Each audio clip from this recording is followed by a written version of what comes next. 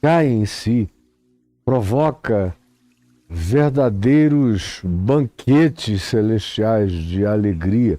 Não dá nem para a gente imaginar como é a celebração desses anjos ou desses seres multidimensionais diante da consciência que volta a si, que cai em si, que é achada e que é encontrada pelo amor sublime e eterno.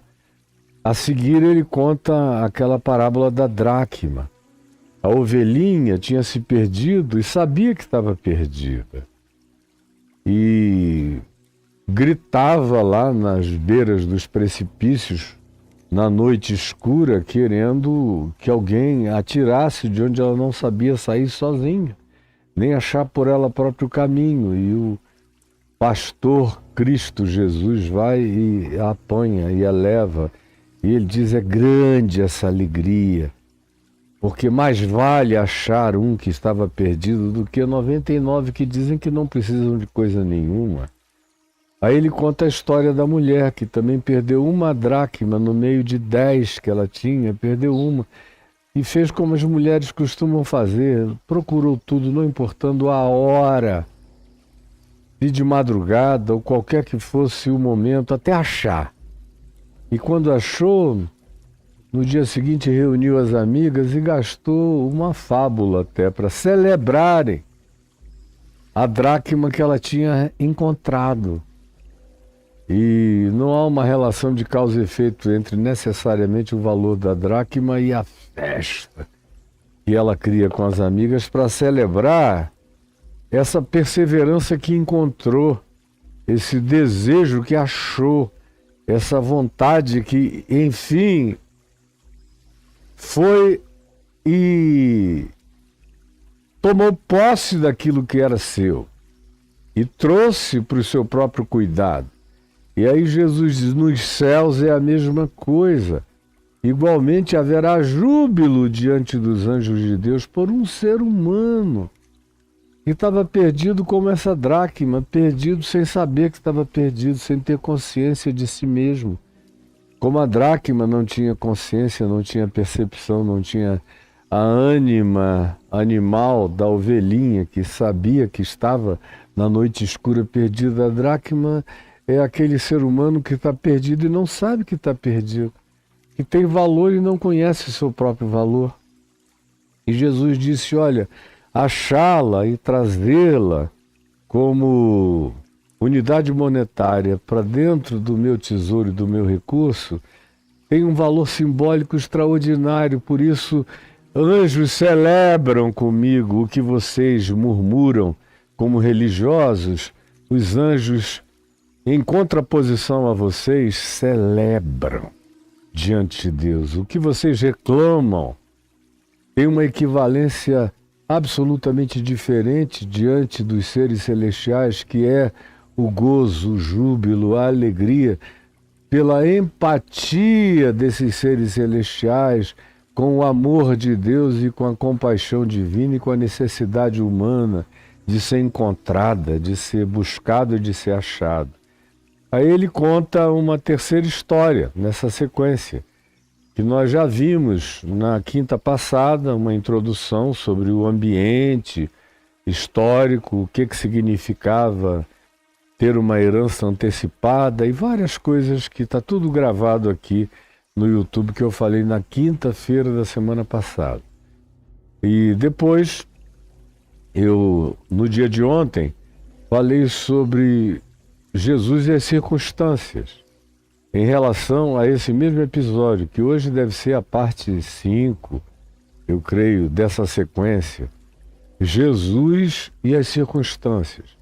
Aí eu mostrei como o Pai de Jesus, o Pai apresentado de maneira simbólica, ou alegórica, ou arquetípica, aqui nesse texto de Lucas 15, o pai dos 2 meninos, do que foi, do que ficou, era uma expressão do Pai de Jesus, o meu Pai, o meu Abba, o meu Paizinho, o meu Daddy espiritual e eterno. E como ele age do jeito que os verdadeiros pais amorosos e confiantes fazem, como o meu fez comigo quando eu, semelhantemente a um pródigo, fui embora e comecei a sair de casa aos 15 anos e, de fato, só voltei depois dos 18, quase com 19, já para o processo final da minha conversão. E ontem eu falei de como Deus age, não necessariamente através de gritos, vozes, falas, explicitudes, mas como frequentemente e mais frequentemente do que a gente pode sonhar ou imaginar, ele age usando circunstâncias, como a gente viu aqui.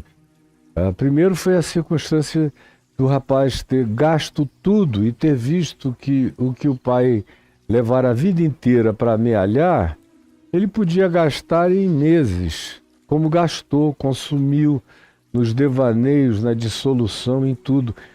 Logo, logo a circunstância ensinou a ele, assim ensinaram a ele, o significado do esvaziamento daquilo que supostamente a gente chama de valor.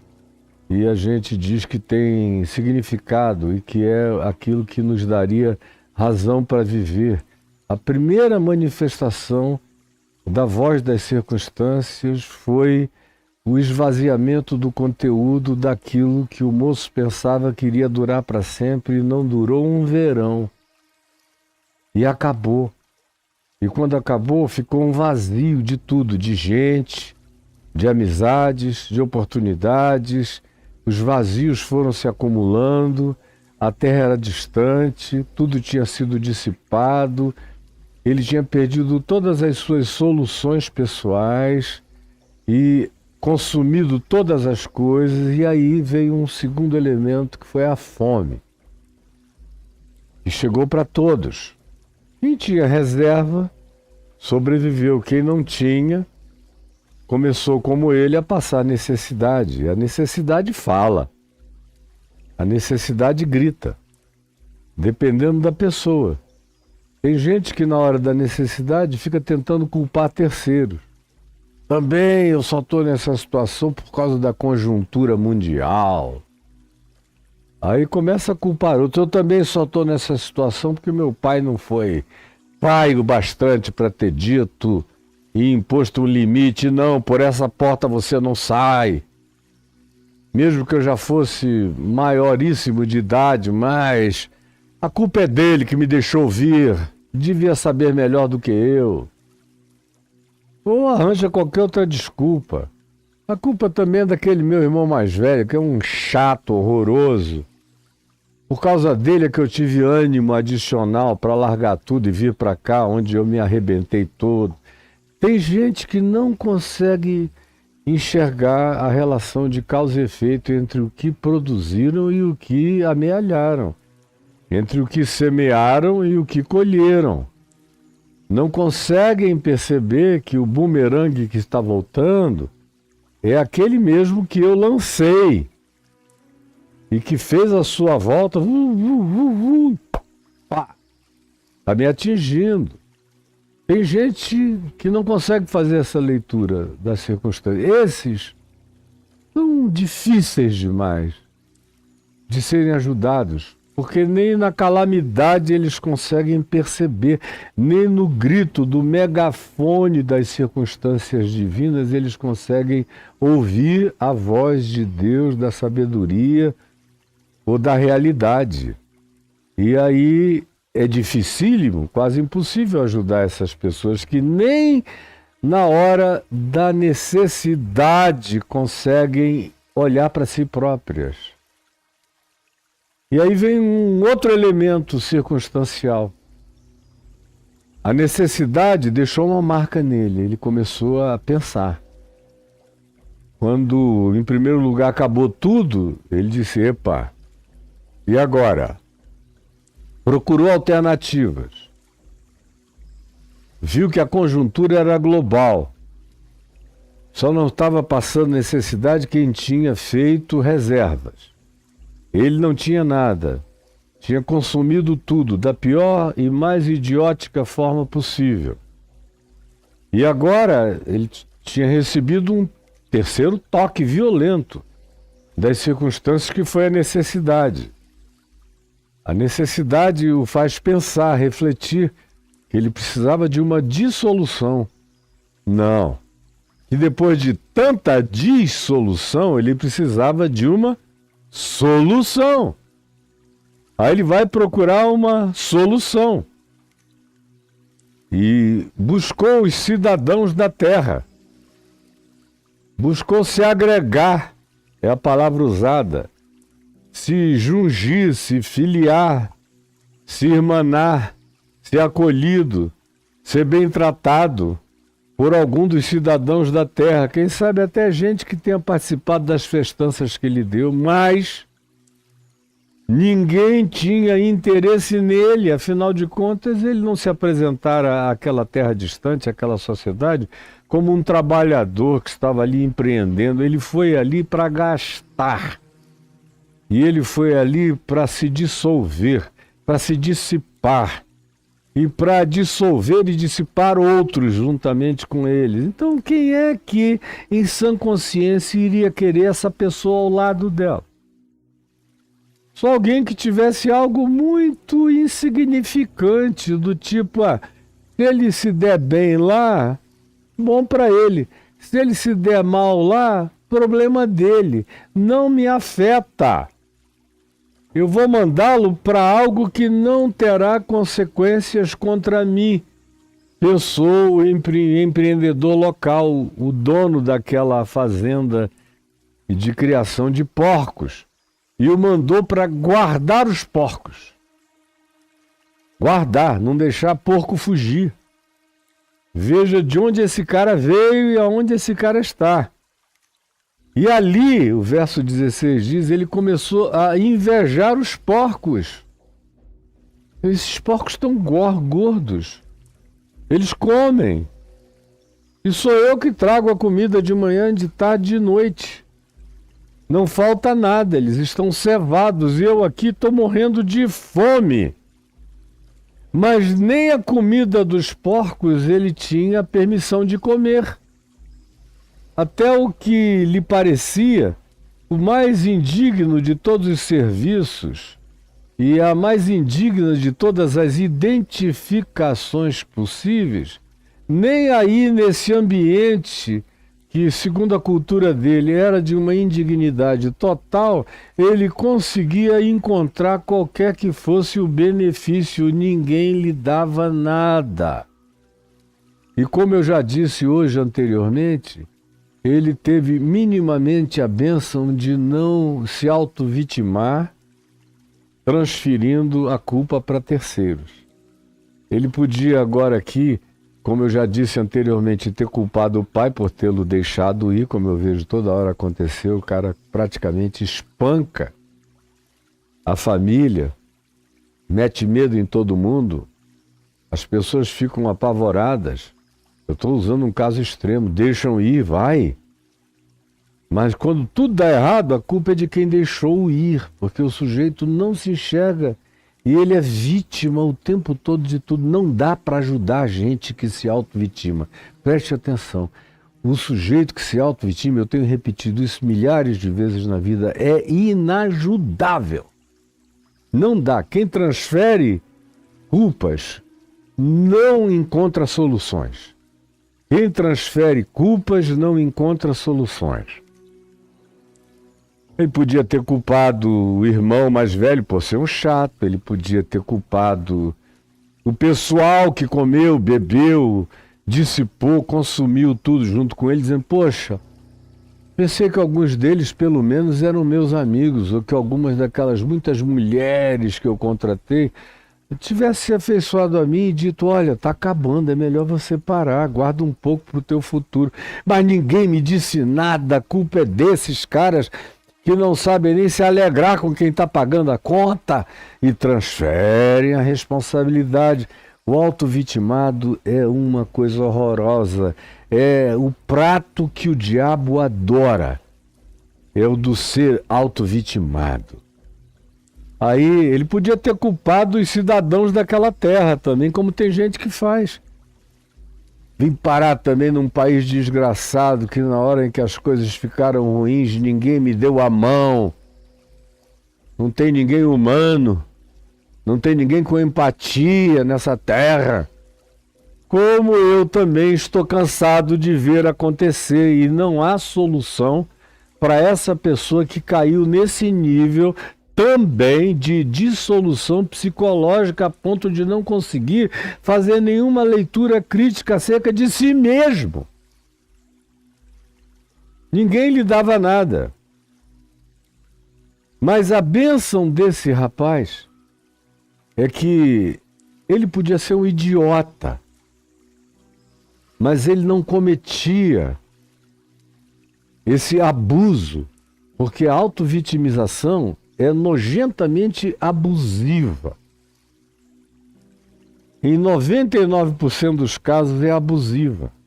Tem pessoas que são vítimas porque foram desde indefesamente na existência vilipendiadas, abusadas, maltratadas e usurpadas de tudo que possuíam.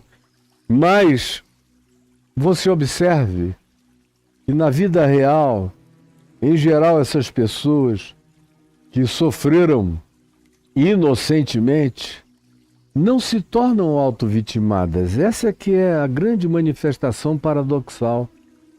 Eu também observo nas estatísticas de meio século de observação da existência que muitos desses que foram desde da mais tenra idade abusados são justamente aqueles que se levantam, se põem de pé, não olham para as circunstâncias, nem para os pais que tiveram ou que não tiveram, nem para as ajudas que deveriam ter tido e não lhes chegou, nem para os abusadores, nem para nada, se levantam e vão à luta e vencem. Agora, os autovitimados, em geral, são esses que existiram sob domos e proteções e bolhas. São esses seres que não se prepararam para trabalho, para nada, só para gastar, despender, para consumir, só para possuir, não para o esforço de quem trabalha e conquista alguma coisa. Os seres mais autovitimados, em geral, são aqueles que viveram dentro de uma bolha e quando a bolha é estourada, como foi aqui o caso desse rapaz, na mesma hora eles começam a tentar achar culpados globais, culpados circunstanciais, culpados relacionais, culpados nas figuras parentais, culpados para todos os lados e não se enxergam. Esse indivíduo, nem Deus consegue ajudar, é o que Jesus diz, quando compara aqueles religiosos que reclamavam por tudo, que não gostaram de João Batista porque jejuava muito, e não gostavam de Jesus porque era feliz, alegre e convivia com todos. Jesus disse, olha, gente como vocês, nem Deus consegue ajudar. Porque vocês estão de mal com todas as soluções possíveis e para encontrarem soluções é necessário que a gente enxergue a nossa parte no processo. Eu só consigo encontrar soluções para a minha vida quando eu enxergo a minha parte nos processos. E aqui no caso dele, não havia parte a ser compartilhada com mais ninguém. Todas as iniciativas, decisões tinham sido usufruto do livre-arbítrio dele. E graças a Deus, esse indivíduo não tentou fazer nenhuma projeção para ninguém, nem tampouco para Deus, como eu vejo gente fazendo também Deus. Por que que Deus permitiu?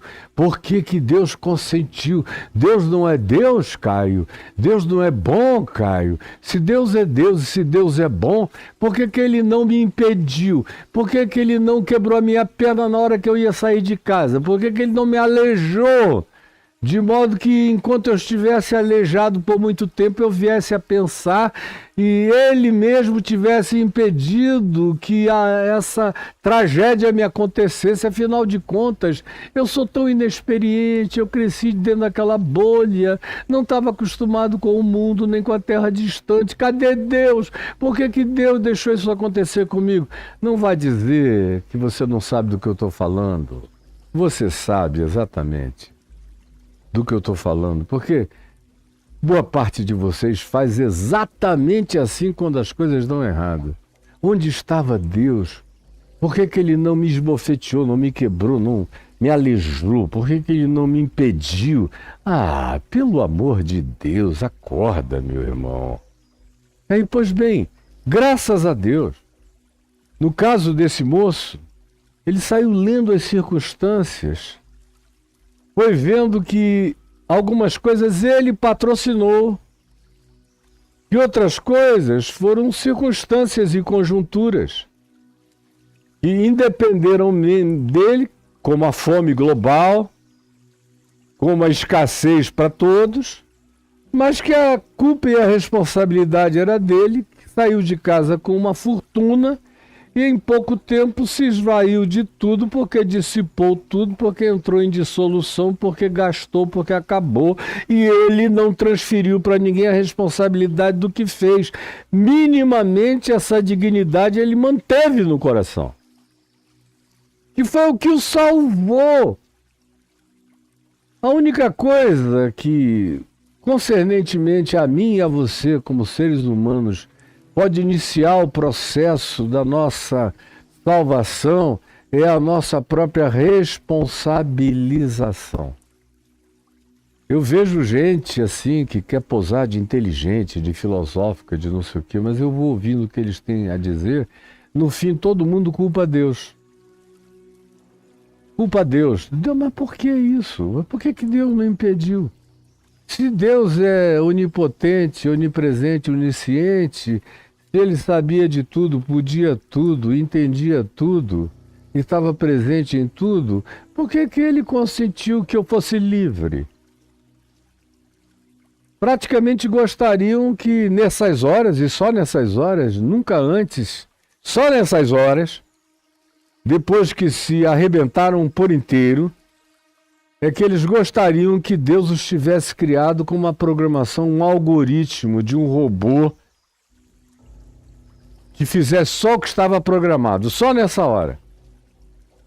Mas se isso tivesse de fato acontecido com eles e um dia eles tivessem tido um pequeno lampejo do significado de ser livre, do exercício do livre-arbítrio, e eles não tivessem essa qualificação dada por Deus de arbitrar a própria liberdade, eles ficariam com ódio desse Deus que os criou programado dentro de uma cadeia algorítmica para fazerem só o que estava planejado. Então são pessoas que tanto faz como tanto fez. É gente que, quando me chama para discutir um tema dessa natureza, eu digo, não vou não. Você tem razão. Não importa para que lado se converse, você tem razão, como eu já disse a vários. Viva com a sua razão.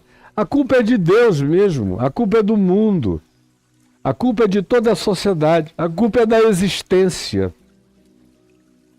Você já nasceu com créditos que não lhe foram trazidos. A culpa é de tudo mais. A culpa é dos anjos que não te socorreram. A culpa é de quem você queira que seja, porque com você sempre será assim, sempre haverá transferência, você nunca vai se enxergar, portanto você nunca será salvo de si mesmo, nem da sua situação. Eu espero que para alguém essa palavra que na minha boca é uma repetição esteja sendo útil para alguém, de algum modo e de alguma forma. Mas graças a Deus, esse indivíduo não fez essa transferência para ninguém nem para coisa alguma. Ele olhou, ponderou, avaliou e falou: a responsabilidade é toda minha, por qualquer que seja o ângulo, o aspecto ou o prisma da visibilização a responsabilidade é inteiramente minha, direta e indiretamente. É tudo relacionado à estupidez por mim praticada. Se você não tiver essa capacidade de ler as circunstâncias com realismo, de não se fazer de vítima, de não ficar dando beijinho em si mesmo, coitadinho de mim, ai meu Deus, ninguém para cuidar de mim, ainda me deixaram tudo e eu gastei uma fábula e ninguém ficou, ai, como está entupido de gente em volta de nós. Não tem jeito para essas pessoas, não há o que se possa dizer, não há instrução que se possa trazer, não há ensino que se possa conceder, não há ajuda, nem mão estendida, nem braço de socorro que se possa, de fato, estender para essa pessoa, oferecer a essa pessoa. Esse tipo de gente é inajudável. Esse moço, todavia, que teve a graça de ler as circunstâncias, de ver a idiotice dele nas conjunturas e de ver a não culpabilidade do cenário mundial e que tudo tinha a ver com o esbanjamento dele. Do contrário, se ele tivesse vivido com um mínimo de cuidado, de autogestão, ele iria atravessar a fome e as circunstâncias que vieram para todos, e alguns estavam vencendo. Ele só não venceu porque se derrotou antes da calamidade chegar. Ele era a sua própria calamidade. Quando o indivíduo não enxerga que ele é a sua própria calamidade, aí fica muito difícil ajudar essa pessoa. Graças a Deus, esse não foi o caso dele, por isso ele foi ajudável. Só por isso ele foi ajudável. Como diz o verso 17, então, caindo em si. E como eu disse ontem, era o que eu iria e vou falar hoje, sobre esse cair em si, que começa a partir de uma leitura realista das circunstâncias, que continua quando a gente não transfere culpabilidades nem para pessoas, nem para conjunturas, nem para circunstâncias. Quando a gente entende a insensatez, a idiotice, a burrice, a arrogância, a soberba, a ilusividade, o espírito de miragem, de fantasia por nós cultuado, buscado e desejado, para cujas fantasias nós nos entregamos e nos esvaziamos de tudo e perdemos todos os recursos objetivos e subjetivos para a própria subsistência. Se você tem pelo menos esse olhar, já é o primeiro passo para você ser ajudável pelos céus e ajudável na terra. Do contrário, nem os céus podem te ajudar, meu amigo, minha amiga, meu irmão, minha irmã. Nem os céus podem te ajudar. Olha só, caindo em si. Para cair em si, em primeiro lugar, tem que haver essa capacidade de autoenxergamento, essa autoanálise, essa autopercepção e essa não transferência de culpabilidade, essa adulteza mínima de viver. Não, eu sou sujeito responsável por todas as minhas decisões e elas foram idióticas e agora as consequências são trágicas. E são minhas, e eu não tenho ninguém para quem transferir. E é hora de eu me enxergar. Olha só onde eu estou. E aí começa um segundo processo dessa salvação mental, psicológica, espiritual, existencial desse indivíduo. Ele começa a lembrar, ele começa a recordar. O cairmos em nós mesmos não só nos faz enxergar o que nós criamos contra nós mesmos na existência, mas também Quando a gente começa a fazer esse loop, a fazer esse looping de autopercepção, de cognitividade, de autoenxergamento, a segunda coisa que acontece é que você começa a se lembrar. Lembrar o que você tinha, o que você teve, o que você podia, como a vida estava toda arrumada, organizada para você prosseguir. Como não havia ninguém de fato molestando você. Você podia não ser amigo do seu irmão, nem ele seu amigo, mas ele estava lá, fazendo o trabalho dele, na solidão dele, no esquisitismo dele, na idiosincrasia dele, na antissociabilidade dele, estava lá. Com os amigos chatos dele, mas ele estava lá. E o seu pai, você não tem nada para dizer dele, é um homem bom a quem você humilhou, ofendeu, desejou morto.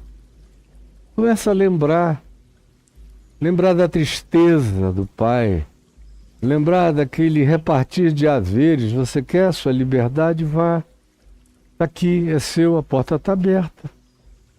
As pernas são saudáveis. A autodeterminação parece que você tem de sobra. Então vá. Começa a lembrar de que lugar ele escolheu e por que escolheu. Por que ele foi para Ibiza da proximidade da sua alternativa, para um lugar onde ele podia gastar, torrar tudo como ele quisesse. Ele podia imaginar nessa terra distante que ele era um cachorro de coleira andando de quatro pela rua porque tinha alguém para levá-lo e milhares para rirem e aplaudirem porque ele tinha grana. Enquanto tivesse grana, tudo é aplauso. Começa a lembrar da fanfarrice idiótica da existência dele. Aí o pensamento, a memória vão tomando conta. O indivíduo fora de si faz morrer todo o senso de memória de gratidão. Lembre disso, por favor. Parece uma coisa simples, né? Mas não é. Se a maioria soubesse disso, com consciência, não chegaria onde chega em termos de tragédia pessoal. Porque a ausência dessa memória de gratidão, mesmo no pior momento da nossa existência, quando a gente ainda consegue ter, caindo em si, a primeira coisa que a gente encontra é a memória de quem nós minimamente fomos, de quem nós tivemos, dos que conosco estavam, dos que nos ajudaram, dos que fizeram esforços em nosso favor, dos que nós humilhamos, daqueles que nós abandonamos, do que nós deixamos para trás por deliberação pessoal. Se essa memória de gratidão do que eu já tive, se pelo menos isso não me visitar, não há nada que também possa me salvar. É preciso que haja um resgate em mim. E esse resgate em mim só acontece se eu olhar para mim, se eu cair em mim. É esse cair em si é que salva esse indivíduo. Começa a trazer à memória a ele tempos passados. E quando ele começa a trazer à memória esses tempos passados, ele começa devagar e lentamente a recuperar o que eventualmente ainda lhe possa dar esperança. Ainda lhe possa dar esperança. Ainda lhe possa dar esperança. Aí é o que ele diz. Meu Deus! O primeiro sinal vocalizado e explícito de que ele tinha voltado a ele mesmo. De que ele tinha, como eu disse ontem, deixado esse mundo de sonâmbulos. Como eu disse ontem, a maioria da humanidade existe em estado de sonambulismo funcional. Mas sem autopercepção nenhuma. É gente que não se enxerga nunca. Por isso o mundo é esse caos que a gente tem. e governado por gente que não se enxerga. Presidentes do mundo que só enxergam da cara para fora e tudo que dizem é mentira e só o que inventam dizer e que não tem nenhuma relação de paridade com a realidade. Esses são os que te governam, esses são os que você obedece e é assim que você vive. E a maioria vai sendo tangida por esse espírito que atua nos filhos da desobediência, seguindo sonambulamente no curso deste mundo, sem nunca caírem em si.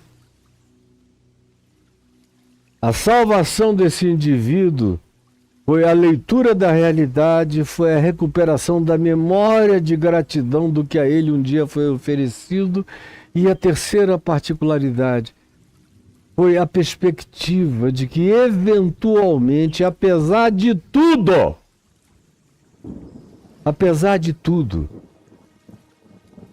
aquele pai que se despedira dele com lágrimas nos olhos, em silêncio, mais doído do que qualquer dor, eventualmente poderia ser o mesmo que, com graça, misericórdia e bondade, o acolhesse como um trabalhador.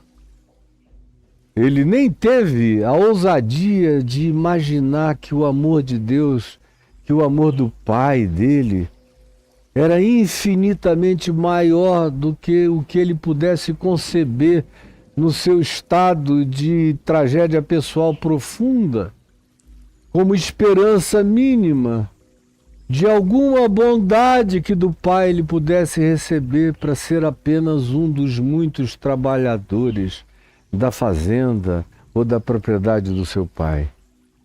Aí ele lembra, olhando para o babuge, para os porcos, para a pocilga, para o chiqueiro, ele lembra: quantos trabalhadores do meu pai comem pão com fartura e eu aqui morro de fome. É a primeira coisa, meu Deus, eu sou um louco. A pior vida, a vida mais simples do trabalhador menos qualificado do meu pai, ainda é carregado de fartura, de abundância, de alimento saudável, de bons tratos. Até o mais humilde de todos os serventes na casa do meu pai vivem bem. E eu, que sou filho dele, estou aqui morrendo de fome. Nem a comida dos porcos me é permitido que com ela eu tente pegar babugem menos babado para comer alguma coisa. Quantos trabalhadores de meu pai têm pão com fartura e eu aqui morro de fome. Estômago doendo, a fome ou faz do indivíduo um assaltante, um revoltado, um odioso, um auto-vitimado, um ser transferente de toda a culpabilidade para os outros e que se acha dali para frente independente de qualquer compromisso com a prática do bem e diz: a fome justifica que eu mate, eu assalte, eu roube, eu faço qualquer coisa, como tem muita gente que se estriba na fome para fazer qualquer negócio e matar e atravessar qualquer um, desde que ele não morra de fome. E também tem uma grande maioria que pensa assim e que se auto-justifica assim e que continua perdido assim e assim ficará para sempre, porque enquanto assim forem não há salvação nem solução para eles. Esse indivíduo, todavia, teve a bênção de não recorrer a nenhum tipo de auto-justificação que supostamente lhe desse validação para a prática do mal aonde quer que ele estivesse ou na terra distante. Ele só conseguiu imaginar a bondade do Pai transferida como gesto de fartura, de generosidade, de saúde, para aqueles que o serviam independentemente de qualquer natureza. Porque aparentemente na casa do pai dele tinha gente humilde, mas ninguém era classificado pelo que sabia, pelo que não sabia. Todo mundo podia comer o mesmo pão com toda a fartura.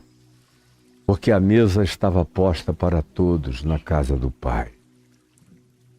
Essa é uma reflexão, se não chegar à sua mente, você que um dia já provou a bondade do Pai e foi embora, o caminho de volta tem que incluir esse tipo de memória de uma gratidão passada, de uma recordação exata, o que também define a natureza do caráter acolhedor do Pai.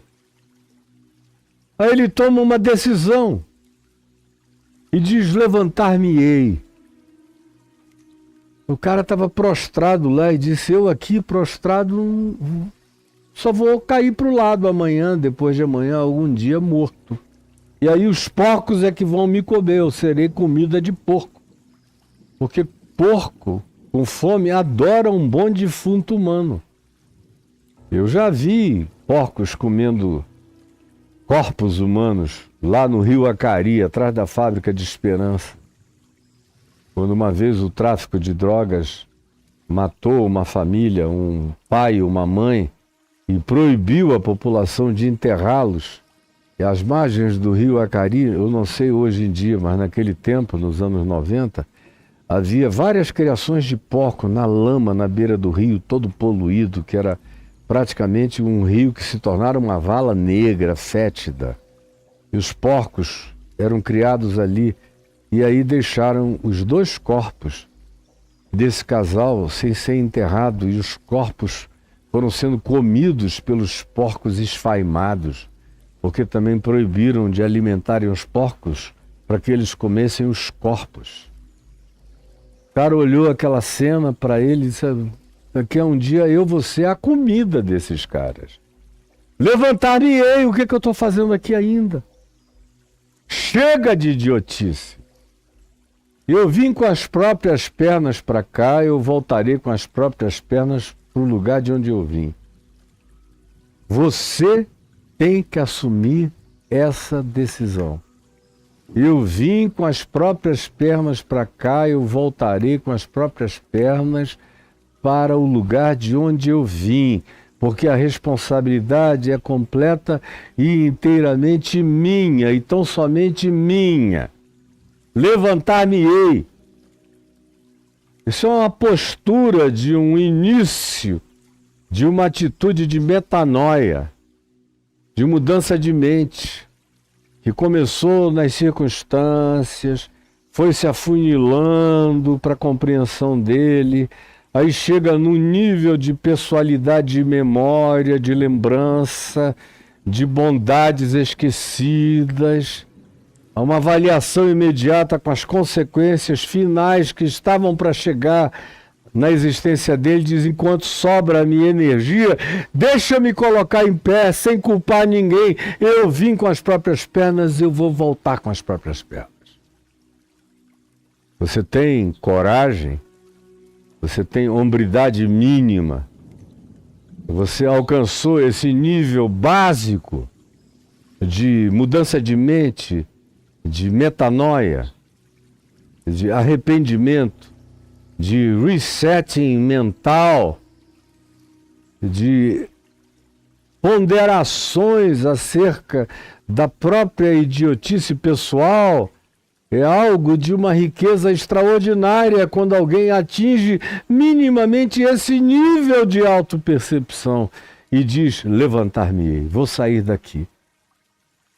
Porque tem gente que diz: ó Deus, manda alguém para vir me tirar daqui. Você sabe muito bem como é que é. Você já fez essa oração muitas vezes, não é? Ó Deus, envia alguém para vir me tirar daqui, manda os teus anjos para me carregarem num tapete mágico, ou nas asas de um disco voador, até a casa do meu pai. Ó Deus, faze agora a tua parte, tu não vês que eu estou pedindo, é a tua chance de me provares que tu és Deus mesmo para mim, é a tua chance de mostrares que tu me amas. Meu Jesus, tem gente assim o tempo todo, cria o caos e depois diz, ó Deus, enfia a tua mão e me tira desse caos. Olha, você tem energia o bastante. Você tem energia o bastante, você tem energia o bastante para sair daí. Você mesmo, você mesma, ainda tem energia. Levante-se. Quem tem a energia mental para avaliar, para pensar, para ponderar, para se auto-julgar, e quem tem o mínimo de dignidade para não transferir para Deus, nem para anjos, nem para pai, nem para irmãos, nem para ninguém, nem para a sociedade, nem para nenhuma natureza de existência, quem entende que livre-arbítrio traz suas consequências e livre-arbítrio também carrega as suas demandas. E a demanda do livre-arbítrio é que eu me enxergue, e a segunda demanda do livre-arbítrio é que em me enxergando, entendendo e avaliando, eu me levante. Eu me ponha em pé. É a minha hora, é a sua hora de fazer alguma coisa. Pare! Pare com isso, ninguém vai te ajudar, entendeu? Sobrou energia o bastante para você se ajudar. Levante-se daí. Ele, antes de se levantar, imaginou a cena inteira. Qual foi a imaginação? Ele se viu. Ele se olhou, ele saiu de si. Uma coisa extraordinária quando a gente cai em si. Preste atenção. Uma coisa extraordinária quando a gente cai em si é que a gente ganha uma espécie de visão dissociativa de si mesmo e olha como se estivesse fora de si, para si, naquele estado no qual se viveu fora de si. E só conseguem olhar para si mesmos como se estivessem de fora e enxergar o modo de vida que viveram enquanto existiram fora de si, os que de fato caíram em si, porque essa é uma das primeiras prerrogativas de ter caído em si, é esse enxergar-se de fora e perceber o cenário da nossa própria idiotice, praticada pela voluntariedade dos nossos caprichos. Aí surge uma imaginação profética nele. Surge uma imaginação profética nele. E ele olha para o alto. Surge uma imaginação profética. E ele começa a criar um caminho mental. A metanoia produz a construção de um caminho mental de restauração. A metanoia produz a reconstrução de um caminho mental de restauração. E ele imagina tudo isso. Olha a imaginação dele no verso 18, também no verso 19. Tudo isso é a imaginação. Levantar-me-ei, irei ter com meu pai, lhe direi. A imaginação profética projetando no pai bondade, amor, misericórdia, que no pai havia de sobra muito mais do que ele jamais tinha entendido. Irei ter com meu pai e lhe direi, pai, pequei contra os céus. Eu pequei contra os céus, pai. E pequei também diante de ti e da vida e da existência. Eu assumo, eu pequei contra os céus e diante de ti, contra o teu amor. Já não sou nem digno de ser chamado teu filho. Não sou. E nem peço que tu me incluas nessa qualificação de proximidade, de intimidade, de acolhimento. Nem peço um lugar na tua mesa. Nem peço um lugar na tua ceia. Nem peço um lugar nas tuas vizinhanças e proximidades. Recebe-me, ao menos, como um dos trabalhadores sem nome, daqueles que fazem um trabalho tão no extremo da propriedade que eventualmente não se sabe nem o nome deles, como eu Falo de mim mesmo, que não sabia o nome de muita gente que trabalhava e te servia e trabalhava para fazer a minha vida mais fácil enquanto contigo eu vivi. Mas eu nunca me interessei por ninguém, mas me trata hoje, pelo menos, como se eu fora um desses trabalhadores anônimos da ponta da propriedade, mas que mesmo aí comem ainda pão com fartura. Porque eu já não sou digno de ser chamado teu filho, nem de carregar teu sobrenome, nem de ter qualquer associação contigo. Por favor, recebe-me, trata-me como um dos teus trabalhadores. É só o que eu peço. Me dá um lugar de trabalho, porque na tua casa quem trabalha é tratado com dignidade. Isso tudo é a imaginação profética dele. Porque quando você vem de onde esse cara está vindo, e tem muita gente que vai me ver, vai me ouvir, como tem gente me vendo e ouvindo, na mesma circunstância, e que tem que fazer essa viagem inteira do cair em si. Eu já repeti aqui 3 vezes, hoje, ontem eu tinha falado várias vezes a respeito dessas circunstâncias que te trazem até essa hora do cair em si. E hoje eu já falei aqui do que é preciso quando você vai caindo em si, dessa memória grata, da recuperação da realidade generosa do passado, da bondade com a qual se foi tratado, do que já se teve e foi desperdiçado.